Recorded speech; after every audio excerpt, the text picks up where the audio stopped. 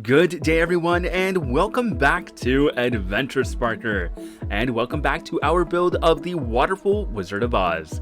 For those of you who haven't been watching the series so far, this is my Wizard of Oz inspired water park build in Planet Coaster 2. And I'm basically doing this because I'm going to submit it to a flume contest with Channel 5 Gaming. But yeah, we are 4 episodes in so far, and today we are pretty much going to be wrapping things up. I actually did a lot after I finished the recording, so I mean this won't take us quite to the end, but it is the last episode that I'm going to show because I'm getting really close to being able to submit this blueprint, and then I want to keep a few surprises until the contest. So you'll see me finish pretty much most of it, but yeah, I do make some changes and you won't see those until after the contest is done, because I do plan on doing a full tour and kind of, dive in deep with everything that I've done. But for today, like I said, we're mostly focusing on finishing those last few details and just kind of fixing some stuff up.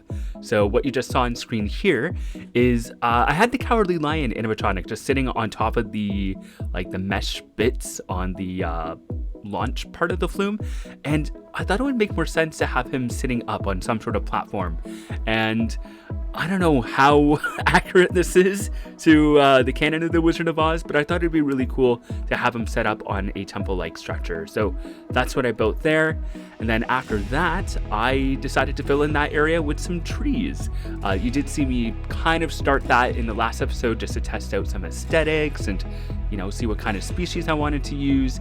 But over the course of today's video, you're going to see me really flesh that out, especially in that area, because first of all, the trees are a great way to hide those launch hills and to kind of blend it in and just kind of, formalize the build. The trees kind of help me frame it and build out what would be considered the border of the park, if that makes any sense.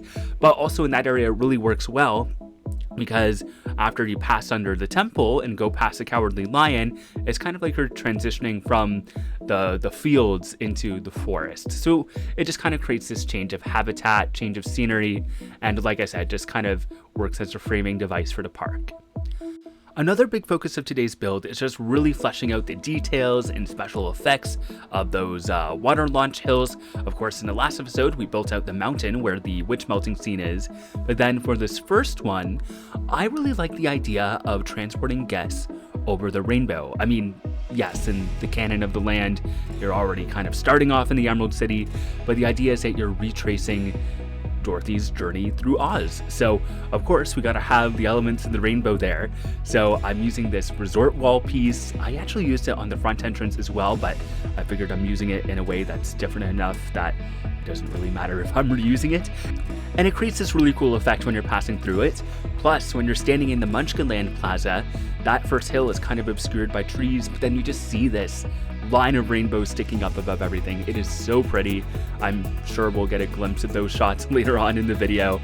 But then after that, I wanted to flesh out this first tunnel that you go through with some ring lights. Now there's this really cool trick where if you use the resort wall lights, there's some half rings, some full rings, and I saw in someone else's video that they use these objects to, create the rings of light that you see in a lot of modern water slides.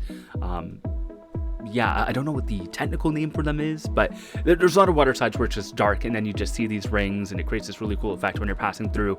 Now, the only problem is that I couldn't use the full circle ring because my flume is too big. So I guess the videos that I saw were for body flumes, or even there's a 2-person raft slide that you can use. But of course I had to go for the big family style raft. So luckily I was able to make it work by using these 2 half pieces, and it doesn't go all the way around the flume, but even just having the arch works. And in a way it kind of works better because again, we're leaning into the idea of the rainbow. So, I guess real rainbows are circles, but it makes sense. In my mind, I am justifying it, and it's the only way I could make this work. So we're just gonna be happy with it. But yeah, once it's all put together, it makes sense. The only thing that was really difficult about doing this is, first of all, getting the positioning just right. And I am still struggling with the controls. During this section, I had a really bad habit of thinking that I was copying over my pieces when in reality I was moving them. So then I would get it into position, and then you can see me right here. I had to copy it again and move it back, and it kind of messed up my color sequence, and it was just a very, very tedious process, but I promise you it is worth it. Oh yeah, okay, there you can see kind of what the effect will be like. But I was going to start off with just the 6, like the red, orange, yellow, green, blue, purple, and then I was going to copy that over for the other side of the tunnel where you exit and then drop into the funnel. So it would just be, 2 sets of rainbows, one going in, one going out, and either strobe effects or just maybe a dark tunnel in the middle. But eventually I kind of decided that I wanted to have that rainbow effect continue all the way through. And I really like that a lot better. It kind of, it's just better to have a longer section of these ring lights. It just makes it feel a little more complete. You kind of understand what's happening, because especially if you're watching the POV in guest mode, depending on which way you're facing, those first 6 rings, you might not really get the effect. Whereas if it's repeated, you have time to rotate and see other perspectives, and then you're kind of like, oh, I see, it's a rainbow, I get it. So yeah, so it copies all the way through. I think it cycles through the colors like 3 or 4 times. And then I still do have some strobes coming out of the tunnel, but it's only 3 sets of lights that I use. And actually, I forgot, I had some strobes going in as well, but I did end up getting rid of those in the final build. So I'm not sure if I made those adjustments in this video or not. But of course, I haven't even done that on screen yet, so I am getting ahead of myself. But yeah, another kind of hard part of this build was having to toggle between the nighttime view, where I could see what the actual effect would look like, and the daytime view, so I could actually see what I was doing. So you'll see me pop back and forth a few times. Again, I think this is one of the most tedious parts of the build. It did get easier as I went along and kind of understood what I was doing. And then here, we're paused on the screen because behind the scenes, my cat came in demanding attention. So, of course, I had to give him the attention he needed. And yeah, now we're continuing to work. Oh, that was so funny. But yes, just continuing on the lights. But what was I saying? I was saying something. Oh, I was saying how tedious it was, but it did get easier as I went along and kind of got used to the nuances of how to position them. And I kind of have the end pieces lined up between where the colors change, and then from there, it was just a matter of making sure everything was straight and aligned with the tube. And then here, I am just changing all the colors and again, getting that really nice rainbow effect. Ta-da! It looks so pretty. Yeah, this actually turned out really well. It looks a little weird on the outside. Like, I wish the game had a way to make these rings just normally, like built in with the platform, but it works and I'm not mad at it. The only other thing, I guess, is that it doesn't look great in the daytime, and maybe it would if the flume was black, but I can't find a way to change just a single section of the flume. Like, any changes I make to the color is going to be applied to the entire slide or nothing at all. Here's the strobe effects I was talking about earlier. So yes, I did put them at the beginning and the end at first, but got rid of them at the beginning. But I mean, I'll still show this just to kind of go over the process. So yeah, I just used the event sequencer for this.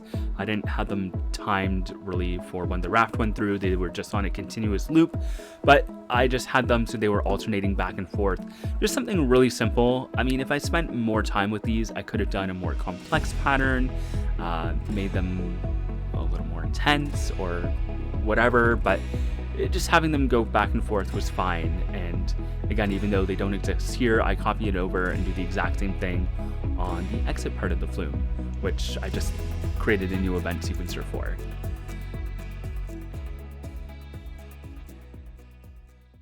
Okay, and then I was just returning to this little slide in the middle of the wave pool, and adding more details. And I mean, just the addition of those 2 little windows made a lot of difference. It just made the build look a lot more complete, and just kind of took it from something that looked very simple and blocky to something that is alive and with character.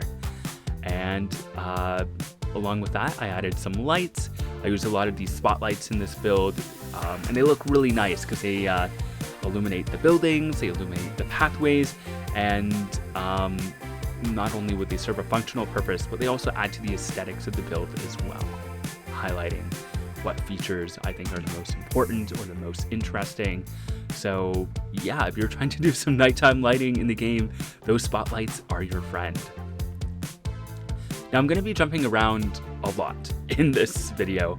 I definitely could have been a lot more efficient with my time, but it was really just a matter of working on things and seeing, oh, I should do this over here. I'm working on lights. Where else needs lights? And then maybe I would switch over to adding some details, and I would flip-flop back and forth. So it's not all like one cohesive thing where I just finish one project and move on to the next. But you know, that's kind of the fun of detailing. You just see what areas in your park need more attention, where things can be improved. For example, here, I was on a lighting spree, obviously, and I wanted to make my lighthouse an actual lighthouse. So I just put one of the spotlights on a rotating platform, stuck it in there, and kind of left it, not as the way I want it to be, because it's just a platform floating in space, and eventually I'll need to go back and fix that. And I actually don't know if I do that on camera or not, but yeah. And then immediately, instead of finishing the lighting for everything else, I'm like, oh, I have been needing to put some lounging chairs in my build. So I'm like, let's do that now. So yeah, just trying that out. And this was kind of tricky, and because I wanted to make sure that I wasn't impacting guest flow, because the loungers are actually an object that the guests recognize and won't walk through. So I wanted to make sure that they were placed in a spot where they would make sense, but also in a spot where I wasn't totally blocking the flow of guests coming into the wave pool. The other thing I play around with are the styles. So I started with that other type of umbrella, and I eventually settled on this one, which is from the Viking theme, but I kind of like it because it kind of works with that fantasy vibe as well. I mean, it honestly looks a little more Zelda-ish than anything, but it works. Oh, and here's something that I was just trying out for fun, was to see how I liked having the red path lead up to that middle water side. Because obviously if you follow the yellow brick road, you end up at the Dorothy's Journey water coaster. But I'm like, what if I did the same thing for the other water side? And yeah, I just tried it out. I had a save file just in case I hated it and wanted to go back, but I did end up really liking it. So yeah, that makes it into the final build. And it kind of adds a little more of a like a visual signal to myself to make sure that I keep those laneways open, that I'm not blocking anything with the chairs. It kind of creates this clear division between the groups of the loungers as well. And of course, I'm trying to fix up the pool again here. The pools need a smoothing tool. I know there are ways to get them smooth, but they involve clicking on pieces and dragging them out, and then using the adjusters on the edge. It's just a lot. So, I mean, the pool is not perfect, but I don't want to spend too much time on it. And again, here's another unfinished project that I found, fixing the floating Munchkinland buildings. Originally, the walls were touching the ground, but then when I did the redo on it, when I raised up the pathways and moved them back and all of that, I had extra space that I didn't originally intend on having, and it's just something that I left until now. And I'm like, oh, before I run out of pieces, I should maybe finish that building so they're not floating and they don't look weird when people see the build. And again, my mind is wandering to something else, so I'm like, oh yeah, I needed to add windows to Dorothy's house. So yeah, it's just a lot of going from thing to thing. And then here, I always intended to have the Wicked Witch of the East represented, you know, with her squished legs and the ruby slippers, which at this scale were impossible to recreate. That is something that I'm finding with the art pieces, is that I can't really do what I want to do at the scale that I want to do it. because I've seen people make some really detailed figures from the art pieces, but they're like 5 stories tall. And for my build, I want to create something that's at least on a somewhat realistic scale. So like I was saying in one of my other videos, like I kind of make the animatronics a little bigger than guest size, because you kind of need them to look good when you're on the ride. But for stuff like the Wicked Witch of the East, yeah, I just had to plop down that weird curvy piece and call it a day. And you know what, it's a game. Again, we gotta suspend our disbelief sometimes. Another thing that I do here is add some more foliage, because I mean, I love the way this plaza looks, but it is a big empty space, and there's not a lot of shade, there's not a lot of variation in the middle, and yeah, I just figured I could use some trees to help fix that just a little bit. Now, a bit of a spoiler here, but I do end up putting something in the middle of that plaza. I'm not gonna say what it is in this video, but if you go onto my socials, you might get a little sneak peek. Otherwise, you'll just have to wait until after the contest. Speaking of which, I currently have one social media platform for Adventure Sparker, and that is Instagram. I just figured it's, you know, the platform that makes the most sense for me right now. But if you guys want to see me on anything else, please just let me know, because I am happy to start like maybe a Threads account or Blue Sky. I mean, I'm more active on Blue Sky than I am on Threads at the moment. But yeah, if there's any place where you're like, I spend a lot of time on here, would love to see more Adventure Sparker, let me know. Because I am trying to think of ways to post a little more content to those accounts. So like I've been starting to do some fun reels and just kind of do some fun things with my builds and how I show them. And of course, I just mentioned you can get a bit of a sneak peek at what I'm doing between videos and stuff that I might not necessarily show on camera. So yeah, please do follow me on social media at Adventure Sparker on Instagram and possibly other places in the future. Okay, so at this part, I am trying to fill out more of the background of the Emerald City. So I've been working with these domed column things, again, very classic Emerald City imagery. And I started off with little clusters of them here and there. So I added more to the sides, and then I just got the idea of using them to create the iconic Emerald City look. So obviously we've created these very realistic looking buildings, and like we've made shops and palaces and all of that stuff. But I felt like we needed more of this look, more of this domed style. And I'm like, how can I incorporate that in a way that makes sense? So I decided to build those towers into the background of like the Wizard's Palace. So it's kind of unclear whether they're in the distance or an extension of the palace. That's kind of up to you as a viewer. But yeah, I mean, I just go crazy and make this thing that's just of a huge scale, but it really does add to the build, and it adds a little more dimensionality. It just makes it look a lot more impressive. And look at that reveal. Like, you walk into the plaza, it just looms over you, and it kind of acts as a weenie for the area too. For those of you who aren't familiar with what a weenie is, it's this idea of something that lures you deeper into a theme park or draws you towards a certain attraction. So if you go to the Disney parks, that's going to be the Disney Castle. You know, you walk into Main Street, you see the castle at the very end. That's what draws you in. At my own home park of Canada's Wonderland, we have Wonder Mountain. If you go to King's Island or King's Dominion, that would be the Eiffel Tower.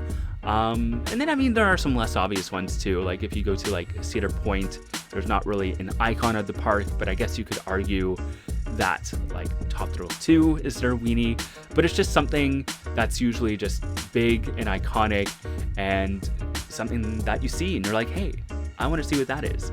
And yeah, like I said, it just draws you into the park. So in this case, this facade is what's drawing you towards the wave pool and where all the slides are.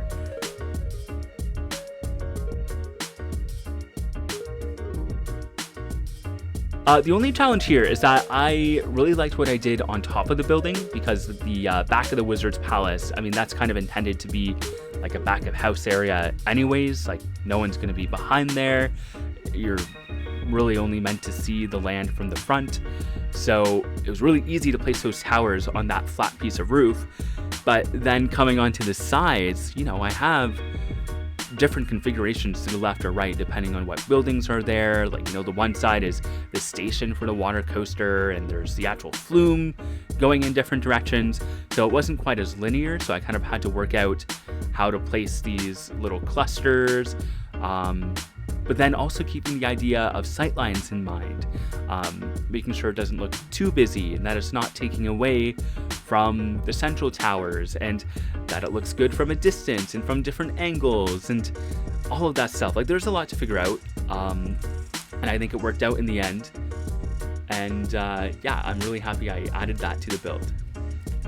Now, the next thing I'm doing here is fixing up some roofs and really just adding more color. A big thing that I was kind of not liking about the build is that it was too green. And I mean, yes, I know it's the Emerald City, it's supposed to be green, but everything was blending into each other. There was no contrast, there was no definition, you couldn't really tell structures apart from a distance.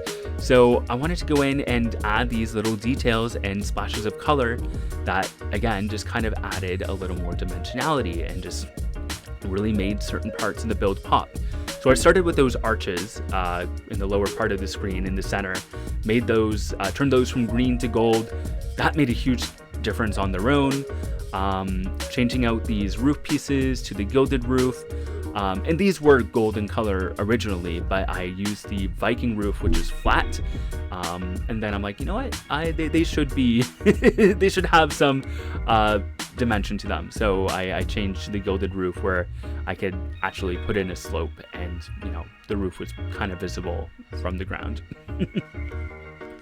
Then yeah, just going around, adding windows, adding banners, adding trim, just anywhere where there was a blank surface and where it kind of made sense to have some additional features. And I didn't have to do a lot with it.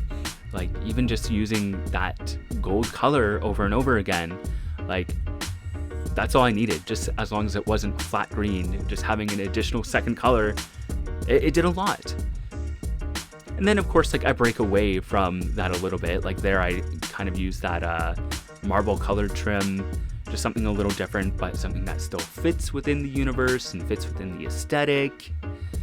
Then on this tower here, I wasn't entirely sure what I wanted to put there, but I kind of always thought that it looked like something that would be primed for a clock tower. And there's no clock piece in game, which would have been super helpful. But thankfully, I have the tools to create my own. Not a great one because the scale is a little off. I couldn't get those arrows small enough. And again, I'm trying to be wary of my pieces, so I didn't really want to create my own and use more pieces than I had to. And obviously it's not going to be a super functional clock. It's allowed to be a little messy. But I did experiment with using different kinds of pieces, but eventually I just used 2 arrows, and I was able to resize it a little bit, but they just spin around. They don't do too much. But yeah, this was kind of cool because I was experimenting with different pieces and different things I could do with it, but in the end it's very basic. Like, it's just 2 circle shapes for the actual clock face, the arrow signs for the hands, another circle piece for the middle just to hide the like the ends of the arrows. They're kind of misshapen, and I just figured it'd be a good idea to hide them. And then once that's all done, I have them set so that one is spinning just a little bit faster than the other. Not by a lot, but enough that one is going to lap the other. And yeah, just using the text signs to add the numbers. All of this was relatively easy. It just took some time, but yeah, it wasn't terribly hard to do. Well, I say that, but it was kind of hard to select certain pieces because they were so close together, but the rest of it was fine.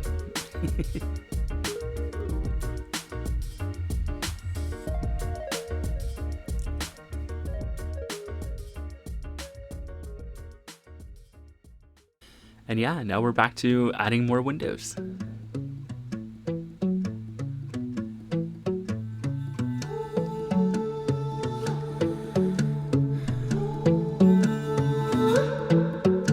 Get on your feet. to see, rolling hills or city streets, ocean to ocean and all in between. It's out there just waiting on you and me. Take it in, we got no plans. Good things come to those who can. Live moment to moment and all in between. It's out there just waiting on you and me. So look alive, 'cause while I was waiting for you, paradise is on the other side of the road. We don't know, taking a long way. You and I were born to roll.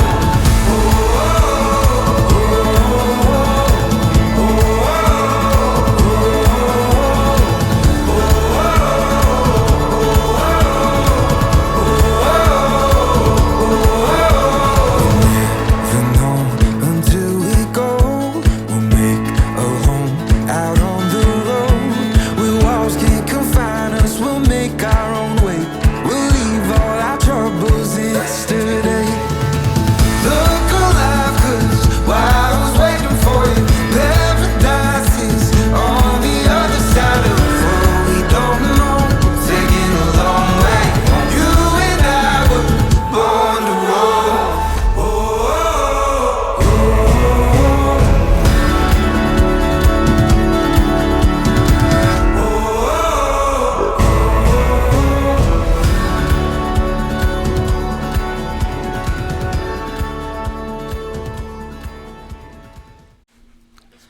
Now, another thing that I always said I was going to return to was putting that body dryer back in.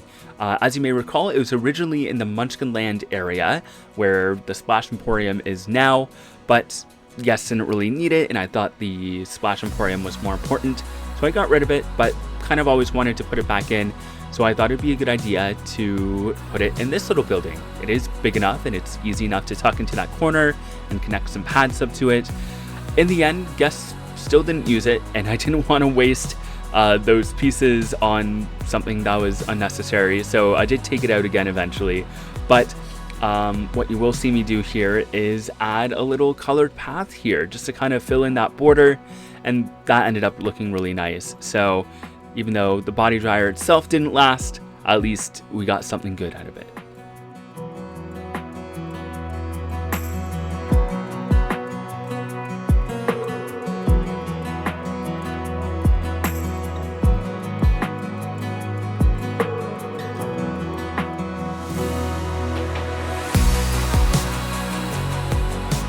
And then because I liked how it looked over there, I decided to copy it over to create a border by this flower bed.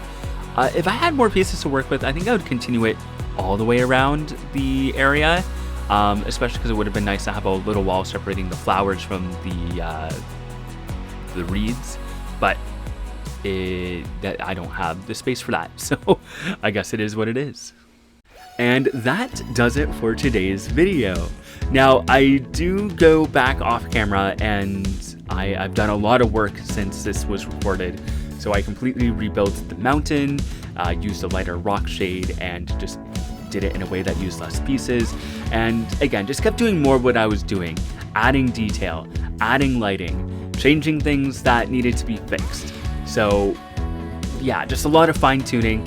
And overall, I'm really happy with the end product. And I'm really excited to show you the park in its finished form. But like I said, I do want to wait until after the contest before I do that. So I think the contest is happening, well, the submissions are due on the 26th. But all of those videos will be out in February, which means that, yeah, it probably won't be until the end of next month before we return to this park.